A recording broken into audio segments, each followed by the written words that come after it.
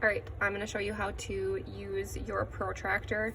I know most of you have one like this. This is the one I'm going to use, but I also am going to show you like using a bigger one. Some of you have these ones from like Walmart or Target.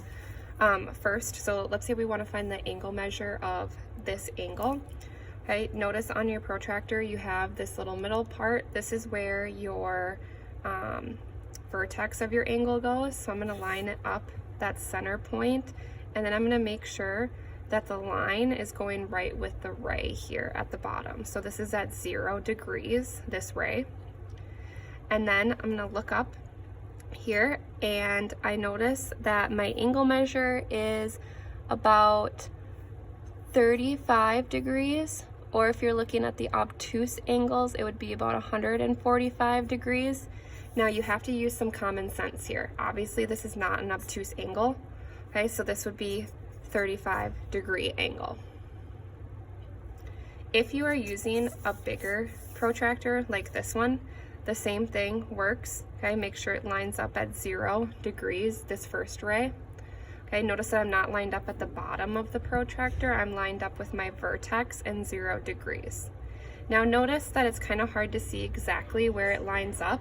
So if you want to use like a Post-it or another piece of paper to help extend this ray out a little farther, then it's a little easier to say, okay, yep, that's at 35 degrees. Okay, so the Post-it is just there to help you extend it out.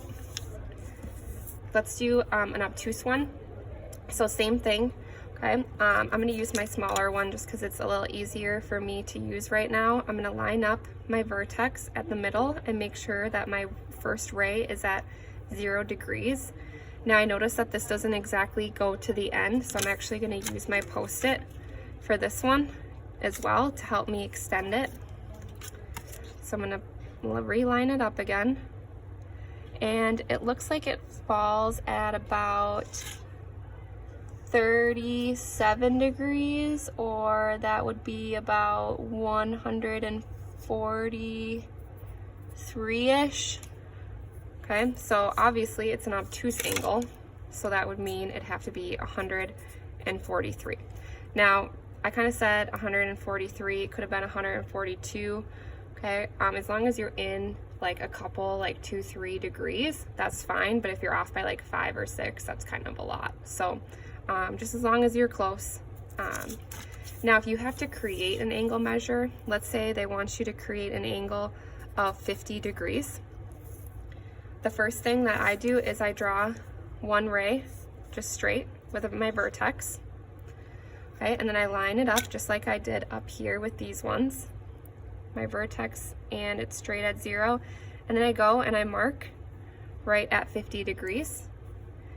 And so I have my mark here, and I connect my vertex with my mark.